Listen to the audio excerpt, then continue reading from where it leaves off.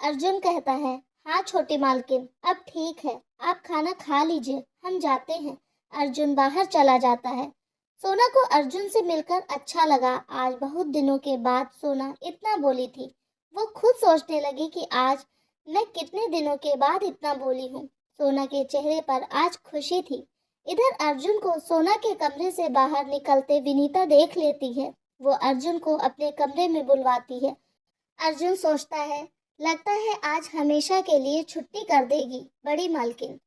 कोई तो बहाना बनाना ही पड़ेगा। अर्जुन विनीता के कमरे में जाता है और कहता है, जी मालकिन, आपने हमें बुलाया? विनीता, हाँ हमने बुलाया है तुम्हें। तुम सोना के कमरे में क्या करने गए थे?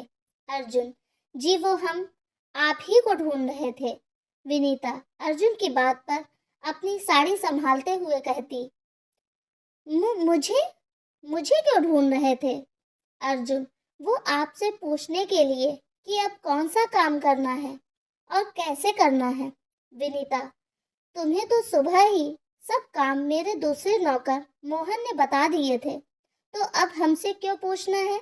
अर्जुन, जी बताया तो था, लेकिन साथ में ये भी बताया था कि अगर कोई गलती हो गई तो मालकिन बहुत नाराज हो जाएंगी। इसीलिए सोचा आपसे एक बार पूछ लूं कि कौन सा काम कैसे करना है।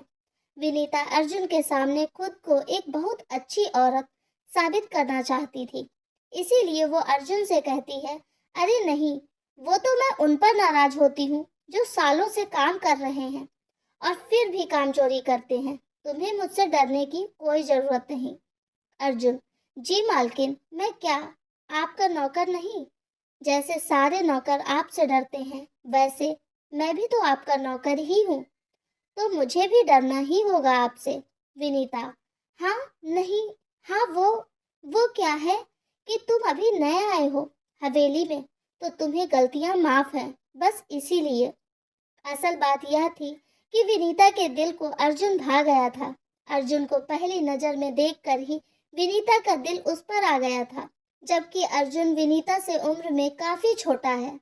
पहले दिन ही उसे हर वक्त अपने आसपास देखना चाहती थी, लेकिन अर्जुन को अभी विनीता के दिल की बात का बिल्कुल अंदाजा नहीं था।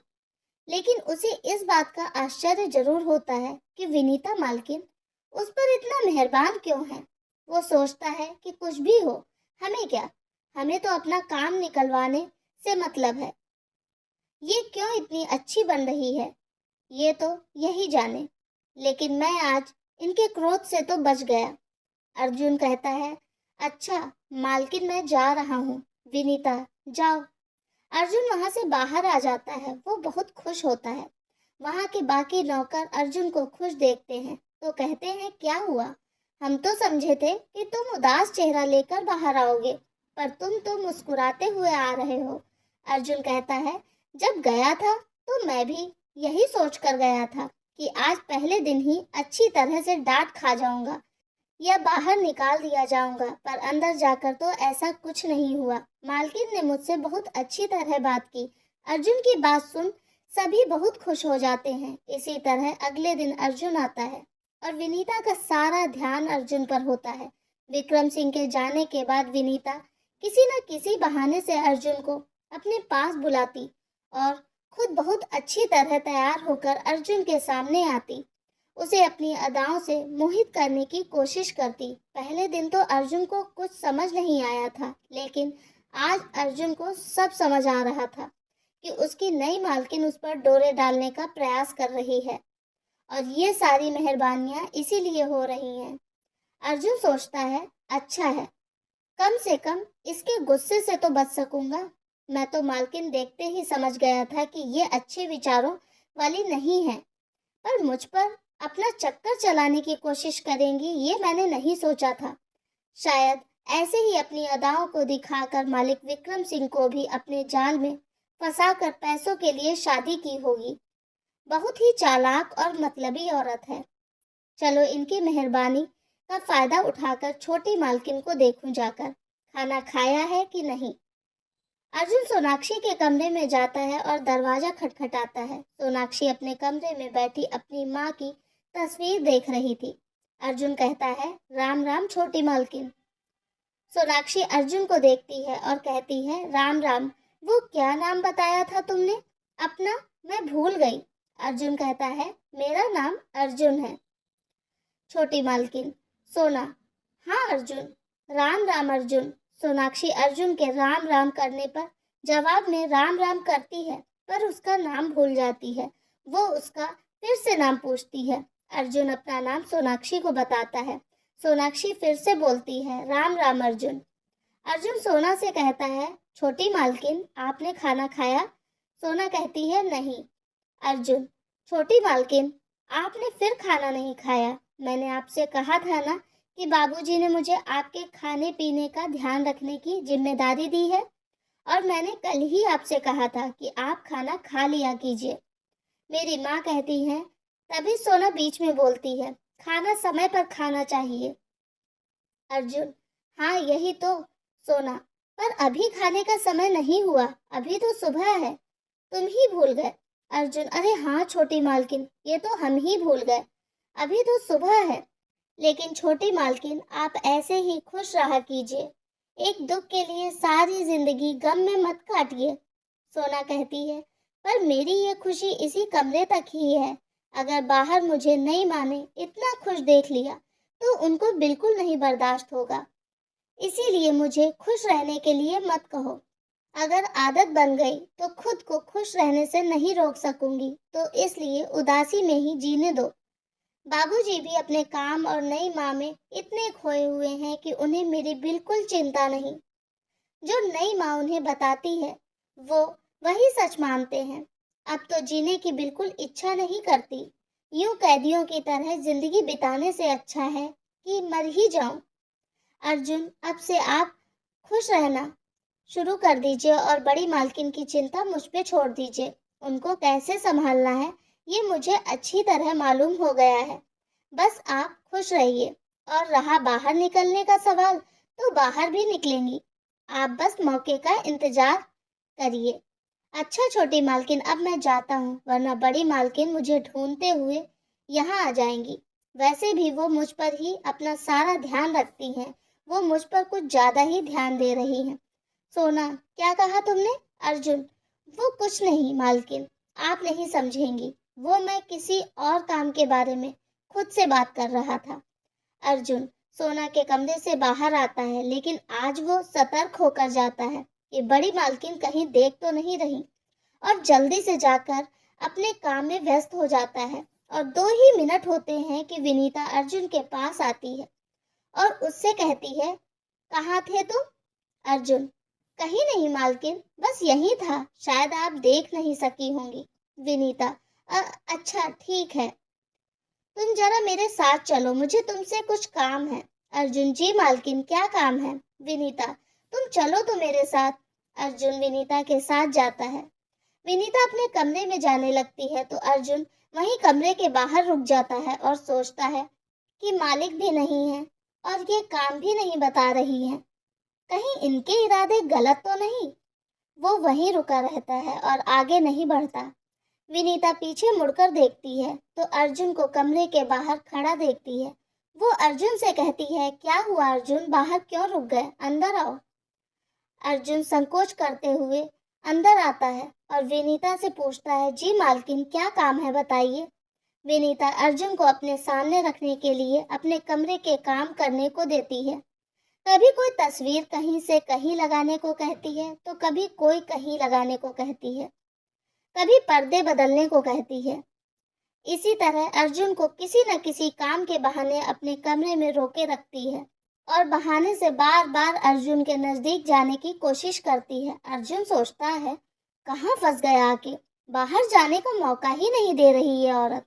अर्जुन भगवान को याद करके मन ही मन प्रार्थना करता है कि किसी तरह कमरे से बाहर जाने का मौका मिले।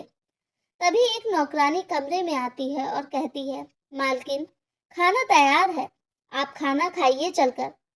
नौकरानी के आने से अर्जुन राहत की सांस लेता है और भगवान को मन ही मन धन्यवाद करता है कि आपने मेरी प्रार्थना सुन ली।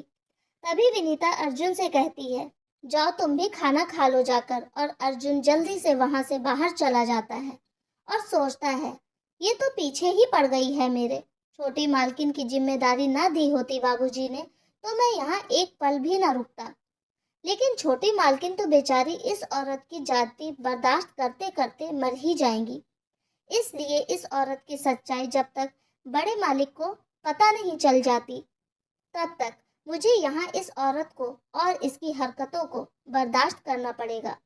इसी तरह 4 दिन निकल जाते हैं। अर्जुन मौका मिलते ही सोनाक्षी को भी हौसला देता और खुश रखता है और विनीता की हवस भरी नजरों को भी बर्दाश्त करता है।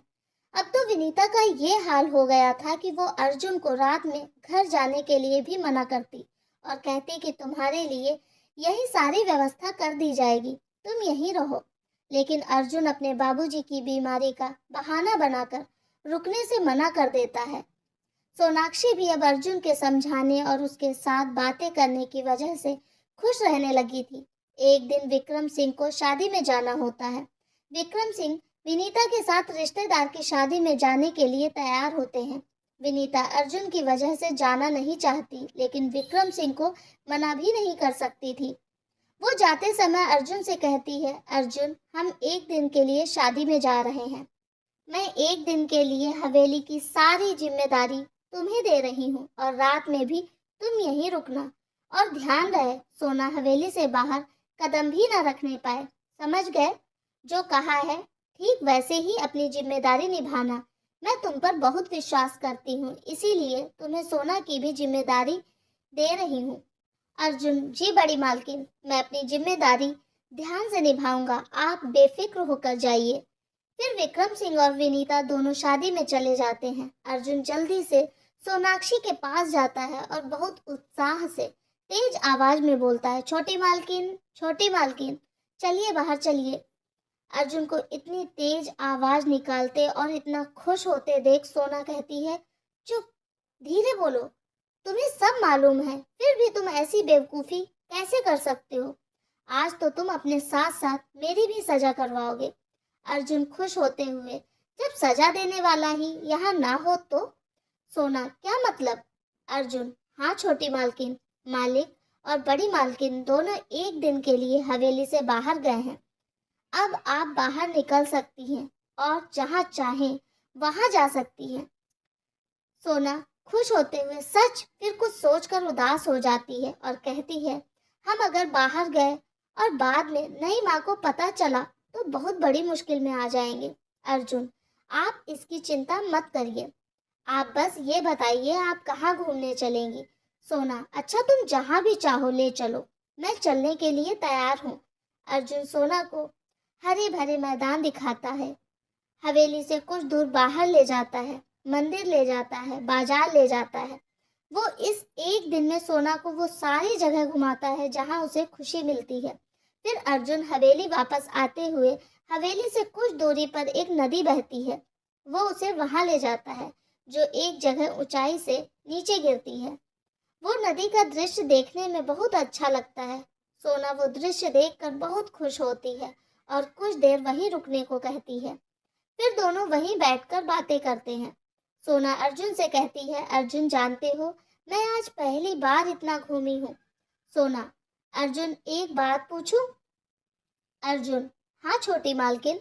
सोना गंभीर होते हुए अर्जुन से कहती है, ऐसा क्यों होता है जैसे जैसे लड़कियां बड़ी होने लगती हैं तो उनकी आज़ादी छीन ली जाती है, जैसे कि उनकी कोई ख्वाहिश ही नहीं होती, उनके कोई अरमान ही नहीं होते, उनको इतना अकेला क्यों कर दिया जाता है?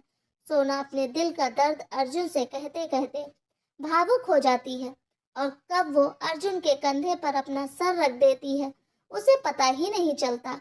लेकिन अर्जुन सोना को अपने इतने करीब महसूस कर हिचकिचाने लगता है। आखिर था तो वो एक नौकर का ही बेटा, वो अपनी मर्यादा अच्छी तरह जानता था। अर्जुन सोना से कहता है, मालकिन रोइए मत। अर्जुन की आवाज़ सुनकर सोना को एहसास होता है कि उसने अपना सर अर्जुन के कंधे पर रख रखा है। वो झिझकते हुए अर्जुन के कंधे से अपना सर हटाती है। कुछ देर दोनों कुछ नहीं बोलते। फिर सोना कहती है, अर्जुन कल से मेरी जिंदगी फिर उसी कमरे में सिमट कर रह जाएगी, तुम मेरी एक बात मानोगे? अर्जुन, जी छोटी मालकिन, आप बोलिए, मैं हर बात आपकी मानूंगा। सोना, मैं जो कहने जा रही हूँ वो कोई छोटी बात नहीं है। अर्जुन, आप कहिए तो छोटी मालकिन, मैं आपकी बात हर कीमत पर पूरी करूँगा। सोना, पीछे तो नहीं हटोगे? अर्जुन, मालकिन, ये मेरा वादा है, मैं पीछे नहीं हटूंगा। सोना, मुझे यहाँ से कहीं दूर ले चलो। अर्जुन, ये क्या कह रही हैं आप मालकिन? सोना, तुम मुझे जैसे रखोगे मैं रह लूंगी, बस मुझे अब उस हवेली में नहीं जाना। तुमने ही मुझे एक उम्मीद दिखाई है। तुम नहीं आते तो शायद मैं कभी ये सोच भी नहीं पाती। मुझे ले चलो यहाँ से।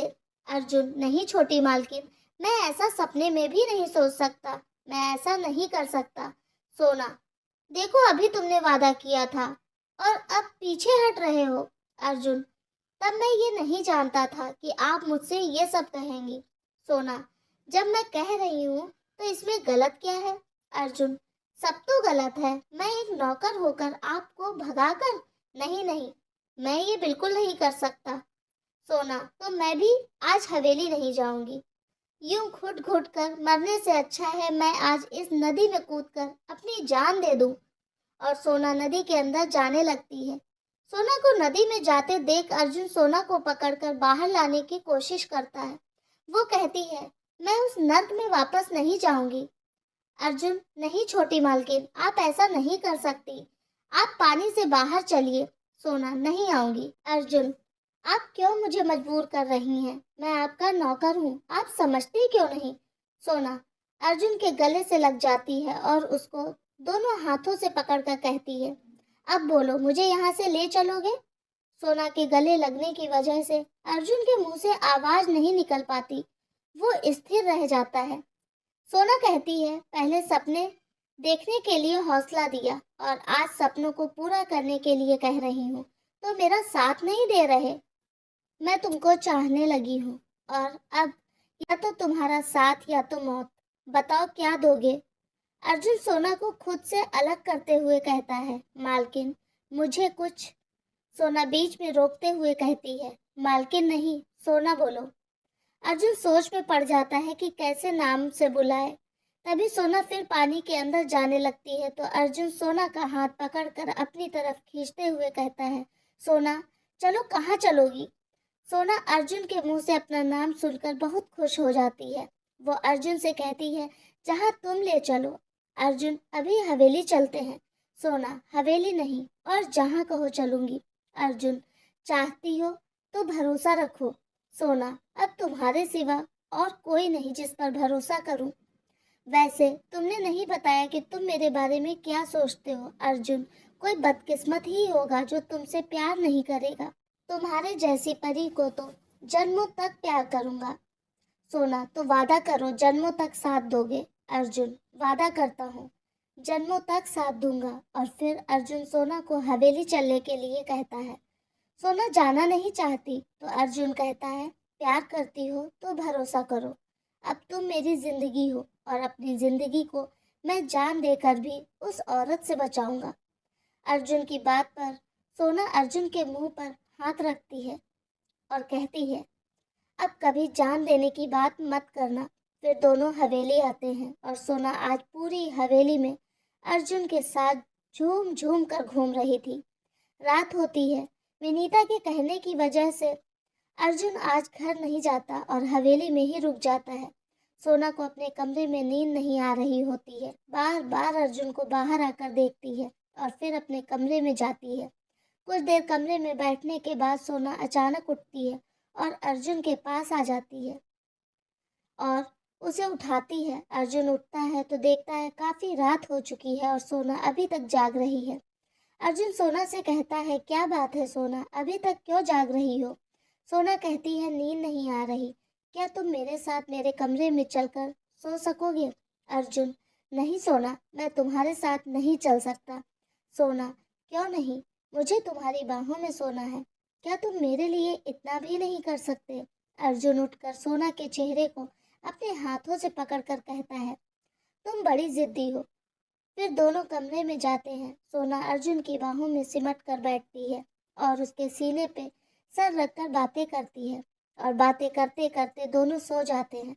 सुबह सुबह विनीता आ जाती है और वो अर्जुन को ढूंढने लगती है। वो हर जगह अर्जुन को ढूंढती है पर अर्जुन नहीं मिलता। फिर सोना का ही कमरा बचता है जहां उसने अर्जुन को नहीं ढूंढा होता है। वो सोना के कमरे की तरफ जाती है और कमरे का दरवाजा खटखटाती है। बाहर खट खट की आवाज सुनकर अर्जुन और सोना जाग जाते हैं और सोचते हैं सुबह सुबह कौन आ गया। तभी बाहर से विनीता सोना सोना कहकर आवाज देती है। सोना अर्जुन से कहती है, अब क्या होगा? अर्जुन, ये सुबह सुबह कहाँ से आ गई ये औरत? मेरे पीछे हाथ धोकर पड़ी है। सोना, अब क्या करेंगे? अर्जुन, करेंगे क्या? दरवाजा खोलेंगे और सामना करेंगे, और इसके सिवा कोई चारा भी तो नहीं है। सोना, अगर बाबूजी साथ हुए तो? अर्जुन, तो भी सामना करेंगे। अर्जुन दरवाजा खोलता है।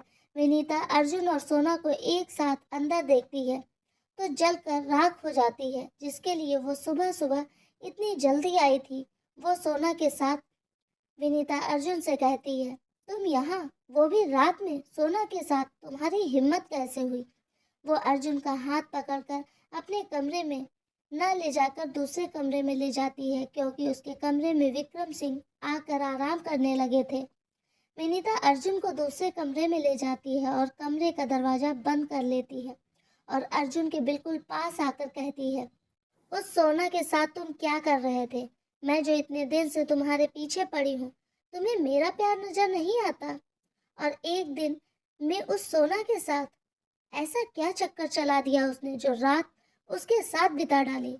अर्जुन, नहीं बड़ी मालकिन, मैंने कुछ गलत नहीं किया। वो अकेली थी तो शायद डर लग रहा था उन्हें, तो मैं उनके कमरे में जाकर बैठ गया था जिससे वो सो सके। विनीता, अच्छा, तुम सच कह रहे हो? तुम्हें क्या लगता है मैं तुम्हारी बात को सच मान लूंगी? मैं उस सोना को तो कभी भी माफ नहीं करूंगी। उसे तो मैं मार डालूंगी। उसने मेरे प्यार पर नजरें डाली। जो चीज मेरी होती है उस पर मैं किसी का हक नहीं होने देती। उसको तो मैं बाद में मारूंगी। अगर तुम चाहते हो कि मैं किसी को सच ना बताऊं, तो तुम्हें आज रात मेरे साथ गुजारनी होगी। अर्जुन सोचता है, कैसे भी अभी इसके चंगुल से बचूं, फिर सोचूंगा क्या करना है इस औरत का। अर्जुन, हाँ ठीक है, मैं तैयार हूँ, पर अभी जाने दो मुझे। विनीता अर्जुन के गले में अपने हाथों को डाले हुए होती है और उससे कहती है, मुझे एक चुंबन चाहिए। अर्जुन कहता है, मालकिन, अभी नहीं, फिर कभी। वो विनीता को छुड़ाने की कोशिश करता है पर विनीता नहीं छोड़ती। तब तक विक्रम सिंह आ जाते हैं। वो आवाज सुनकर समझ जाते हैं कि अंदर विनीता और अर्जुन है और विनीता उन्हें धोखा दे रही है। वो दरवाजा तोड़ देते हैं। पहले तो वो अर्जुन को रस्सी से बांधकर एक खंभे से बांध देते हैं, फिर विनीता का हाथ पकड़कर एक कमरे में ले जाते हैं। विनीता अपनी सफाई देने की बहुत कोशिश करती है, पर विक्रम सिंह विनीता का धोखा बर्दाश्त नहीं कर पाते और उसका गला दबाकर मार देते हैं और वहीं कमरे में गड्ढा खोदकर उसे कमरे में ही दफना देते हैं। इधर विक्रम सिंह सब कर रहे थे, तब तक सोना अर्जुन की रस्सी खोल देती है और दोनों भाग जाते हैं। इधर विक्रम सिंह जब विनीता को मारकर बाहर आते हैं तो देखते हैं कि अर्जुन भाग चुका है। वो सोचते हैं कि रस्सी किसने खोली, कोई तो है जिसने रस्सी खोली है, और अभी इतनी सुबह सुबह कोई नौकर भी काम पर नहीं आया है। तभी उसका ध्यान सोना की तरफ जाता है। वो सोना के कमरे में जाकर देखते हैं तो सोना वहां नहीं होती है। वो समझ जाते हैं कि सोना ने ही अर्जुन की रस्सी खोली है और इतनी हिम्मत वो अकेले के दम पर नहीं कर सकती।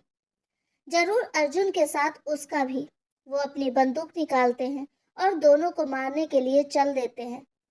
एक नौकर के साथ किसी भी तरह का संबंध उन्हें बर्दाश्त नहीं था। वे दोनों को अपनी जीप लेकर ढूंढते हैं।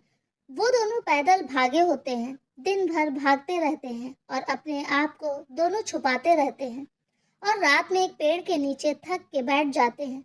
वो सोचते हैं अब रात में विक्रम सिंह नहीं आएंगे। वो बैठे बैठे एक दूसरे के कंधे पर सर रखकर सो जाते हैं। उन्हें बिल्कुल भी अंदाजा नहीं होता कि विक्रम सिंह रात में भी उनका पीछा नहीं छोड़ेंगे और ढूंढते ढूंढते विक्रम सिंह ढूंढ ही लेते हैं उन्हें और सोते हुए ही दोनों को गोली मार देते हैं और वहां से चले जाते हैं। दोनों की सांसें अभी चल रही होती हैं। वे दोनों एक दूसरे को बाहों में लेकर अपनी खत्म होती जिंदगी को देख रहे थे। सोना, अर्जुन वादा करो, हम जन्मों तक साथ रहेंगे। इस जन्म में नहीं मिल सके तो क्या हुआ, अगले जन्म में हम जरूर मिलेंगे, वादा करो। अर्जुन, वादा है सोना, ये मेरा वादा है, हम अगले जन्म जन्म तक साथ रहेंगे।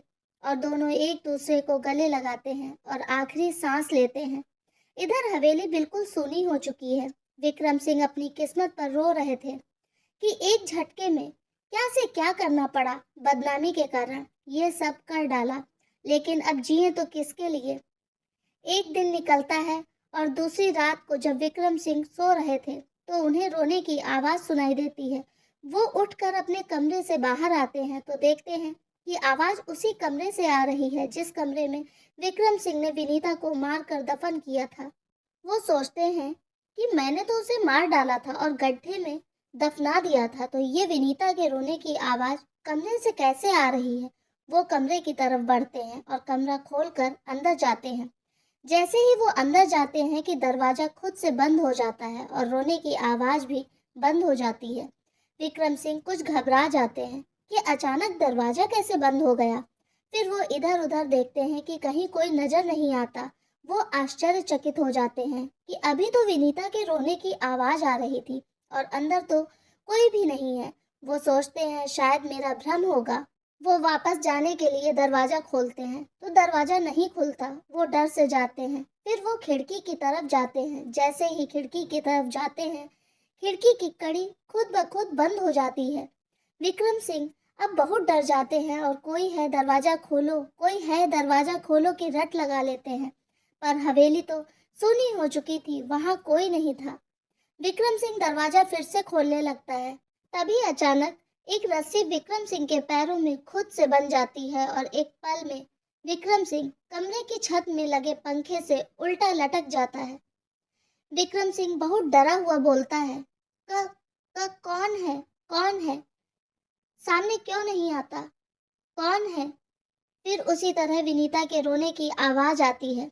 विक्रम सिंह डरते हुए कहता है, विनीता, तो तुम। विनीता बहुत तेजी से हंसती है, हा हा हा हा, और कहती है, हाँ मैं। विक्रम सिंह बुढ़े, तूने क्या सोचा था कि मैं तेरे लिए यहाँ शादी करके आई थी। गलत सोचा तूने। मैं तो यहाँ सिर्फ तेरे पैसों के लिए शादी करके आई थी और मुझे पैसों के साथ साथ एक जवान मर्द भी मिला जो मेरी सारी इच्छाओं को पूरा करता। लेकिन तुझसे देखा न गया और तूने उसे मुझसे मिलने से पहले ही छीन लिया। तेरी बेटी ने भी वही किया। उसने भी उसे अपने प्यार में फंसाकर मुझसे छीन लिया। तेरी बेटी को मैं अपने हाथों से सजा देना चाहती थी, लेकिन तूने मेरा वो अरमान भी छीन लिया और मेरे अर्जुन को भी मार दिया। तू क्या समझता है कि तू बच जाएगा? मैं मेरे अरमान पूरे जरूर करूंगी। मैं अपने अर्जुन का इंतजार करूंगी। वो मुझे जरूर मिलेगा, लेकिन अब तू बच नहीं सकता। अब तू अपना अंत देख। और फिर वो रस्सी विक्रम सिंह के गले में एक फंदे की तरह फंस जाती है और विक्रम सिंह मर जाता है। बाबा त्रिलोकीनाथ मिताली के मॉम डैड से कहते हैं, ये है पिछले जन्म की मिताली की जिंदगी की कहानी, लेकिन ये यहीं खत्म नहीं होती। विनीता की आत्मा अभी भी अर्जुन से मिलने के लिए तड़प रही है। वो उसका इंतजार कर रही है और वो सोना को अपना सबसे बड़ा दुश्मन मानती है। इसलिए वो मिताली से रूहानी रूप से जुड़ी हुई है, क्योंकि मिताली ही उस जन्म में सोना थी। वो यही समझती है कि जब तक मिताली जिंदा रहेगी तब तक इस जन्म में अर्जुन फिर से उसका नहीं हो सकेगा। इसीलिए पहले वो मिताली को मारने की पूरी कोशिश करेगी।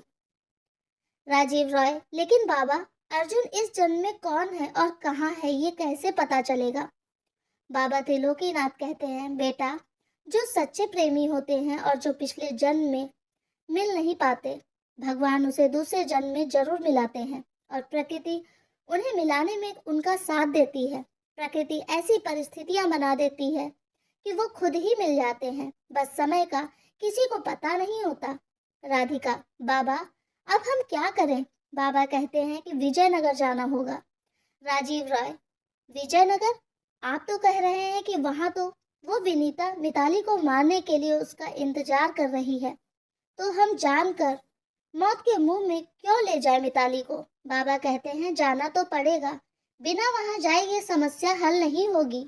और अगर आप लोग नहीं जाएंगे तो विनीता की आत्मा खुद ही मिताली को रात में बुलाएगी, जैसा कि अब तक होता आया है। कब तक मिताली को आप सब रात में रस्सियों से बांध कर सुलाते रहेंगे? और रहा अर्जुन का पता लगाने का सवाल, तो जिस दिन अर्जुन सामने आएगा, प्रकृति में कुछ समय के लिए अचानक परिवर्तन होगा, तभी समझ जाना कि दोनों का सामना हो गया है। तभी यशोदा देवी बोलती हैं, बाबा ऐसा तो हो चुका है। यशोदा देवी की बात पर राधिका और राजीव राय भी कहते हैं, हाँ बाबा ऐसा हो चुका है। बाबा कहते हैं, कब हुआ ऐसा? राजीव राय, आज ही, जब हम यहाँ के लिए कार का बंदोबस्त करके आ रहे थे तब। बाबा, उस वक्त मिताली के सामने कौन आया था? राजीव राय याद करते हैं तो उन्हें याद आता है कि देवा उस वक्त सामने आया था। बाबा, तो वही है अर्जुन, हम उसे देखकर पहचान लेंगे। सब आश्चर्य करते हैं कि देवा ही अर्जुन है। राजीव राय कहते हैं, बाबा वो हमारे साथ ही आया है, बाहर है। बाबा कहते हैं, तो उसे अंदर लेकर आओ। राजीव राय जल्दी से देवा को बुला दे जाते हैं। इधर मिताली इन सब बातों पर विश्वास नहीं करती और देवा के नाम पर तो अंदर ही अंदर जली जा रही होती है और सोचती है, देवा मेरा पिछले जन्म का प्रेमी कभी नहीं हो ही नहीं सकता। राजीव राय देवा को बुला कर लाते हैं। देवा अंदर आकर बाबा से कहता है, बाबा मेरा यहाँ क्या काम? बाबा देवा को देखकर तुरंत जान जाते हैं कि देवा ही पिछले जन्म में अर्जुन था। वो देवा को सारी कहानी बताते हैं और कहते हैं, तुम ही पिछले जन्म में अर्जुन थे। लेकिन जिस तरह मिताली को विश्वास नहीं होता, उसी तरह देवा को विश्वास नहीं होता कि वे पिछले जन्म में अर्जुन और सोना थे।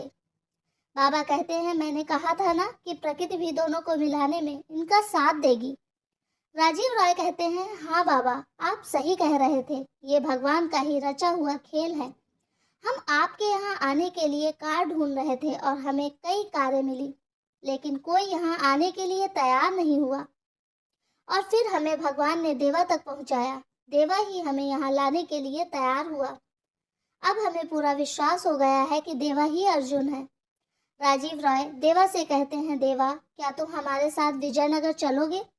देवा, साहब आपने हमें यहाँ तक आने के लिए कहा था, वो मैं आ गया, अब आगे मैं नहीं जा सकता। बाबा कहते हैं, बेटा एक बार विश्वास तो करके देखो। मैं तुम्हें यकीन दिलाता हूँ कि विजयनगर पहुँचकर तुम महसूस करोगे कि हम जो कह रहे हैं वो सच कह रहे हैं। देवा, नहीं आप मुझे माफ़ कीजिए, मुझे इन झमेलों में नहीं पड़ना, मैं कहीं नहीं जाऊँगा। राजीव राय बहुत मनाते हैं देवा को, वो नहीं मानता। फिर यशोदा देवी देवा के पास जाती हैं और हाथ जोड़कर विनती करती हैं।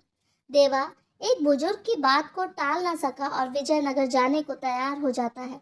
फिर सभी विजयनगर जाते हैं। विजयनगर से पहले जो नदी पड़ती है, जब सब वहां पहुंचते हैं तो बाबा बोलते हैं, देवा कुछ देर यहाँ रुकते हैं।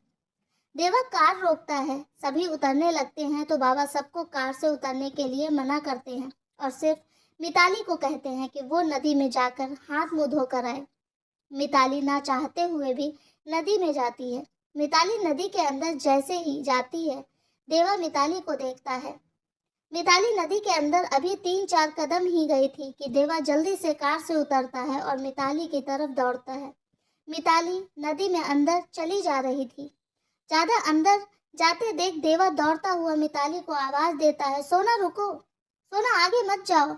मिताली भी गहराई से डरे बिना पानी में चली जा रही थी। देवा दौड़कर मिताली को पकड़ लेता है और कहता है, सोना मैं कह रहा हूँ ना, तुम जहाँ कहोगी मैं तुम्हें वहाँ लेकर चलूँगा। मिताली भी कहती है, सच अर्जुन, तुम मुझे हवेली से दूर ले चलोगे? अर्जुन, हाँ सोना। इधर बाबा त्रिलोकीनाथ सहित मिताली के मॉम डैड और दादी सभी नदी के किनारे आ चुके होते हैं। वे सभी उन दोनों की नज़दीकी और बातें सुनते हैं तो आश्चर्यचकित हो जाते हैं। पहले सिर्फ सुना था, आज देख भी लिया। पिछले जन्म के लोगों को मिलते हुए वे दोनों बाहर आते हैं और बाबा से कहते हैं, हमें माफ़ कर दीजिए, हमने आपकी बातों पर विश्वास नहीं किया, आज हमें सब याद आ गया है। बाबा आप सच में एक महान आत्मा हैं, फिर सभी बाबा के साथ विजयनगर विक्रम सिंह की हवेली के पास पहुंचते हैं। जैसे ही दोनों हवेली के नजदीक पहुंचते हैं, तेज हवाएं चलने लगती हैं। 25 साल से वीरान पड़ी हवेली में पड़े हुए सूखे पत्ते उड़कर आसमान की तरफ जाने लगते हैं और हवेली से विनीता की हूं हूं करने की आवाज आने लगती है। वे सभी अंदर जाते हैं। विनीता जिस कमरे में बंद थी वहां से आवाज आती है, आ गई तू, और साथ में मेरे अर्जुन को भी लाई है। अच्छा किया, मेरे दोनों काम एक साथ हो गए। अब मैं तुझे मारकर अपना बदला लूंगी और अर्जुन को पाकर अपनी इतने वर्षों से तड़पती आत्मा को शांत करूंगी। तभी बाबा त्रिलोकीनाथ बोलते हैं, कौन मरेगा और किसकी आत्मा मुक्त होगी, ये अभी पता चलेगा तुझे। विनीता की आत्मा कहती है, तू तू आया है इनकी पैरवी करने, देखती हूँ तू सोना को मुझसे कैसे बचाता है। वो मिताली को अपनी तरफ खींचती है और मिताली एक झटके में उसी कमरे के अंदर चली जाती है जिस कमरे में वो दफन थी।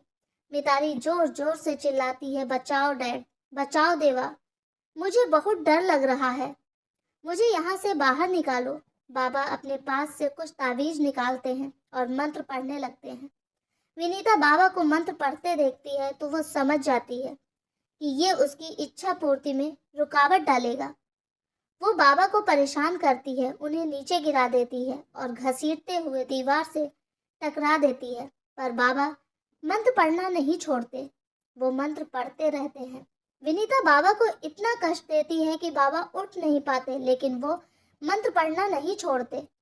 विनीता अब बाबा को छोड़ देवा को अपनी शक्ति से कमरे में ले जाती है। वो समझ जाती है कि अगर बाबा के मंत्र खत्म हो गए तो इन तावीजों में वो शक्ति आ जाएगी कि ये तावीज जो भी बांध लेगा फिर विनीता उसको छू भी नहीं सकेगी।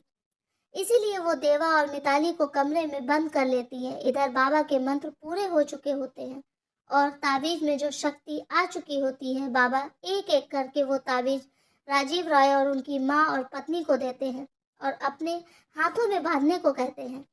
लेकिन मिताली और देवा, जिनको सबसे ज्यादा जरूरत थी तावीज की, उन्हें वो कमरे में बंद करके रखी थी। बाबा उस कमरे के बाहर जाते हैं, वो मंत्र पढ़ते हुए दरवाजा खोलते हैं। दरवाजा खुलते ही वो देवा और मिताली को पंखे से लटका देती है। बाबा जल्दी से देवा और मिताली के लटकते हुए पैरों में ताबीज बांध देते हैं और वहीं नीचे जहां वो दफन थी वहां अपनी झोली से कुछ राख निकालकर मंत्र पढ़ते हुए चारों तरफ डालते हैं। विनीता तेज तेज से कहती है, नहीं नहीं, मुझे अर्जुन से मिलने दो, मुझे अर्जुन से अलग मत करो बाबा।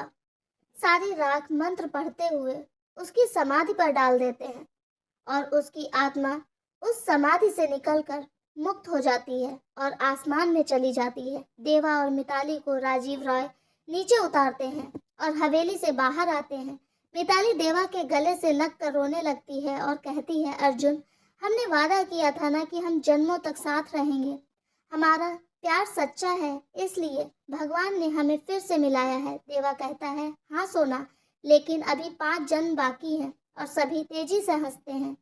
आप सभी लोगों को इस कहानी को इतना प्यार देने के लिए बहुत बहुत धन्यवाद।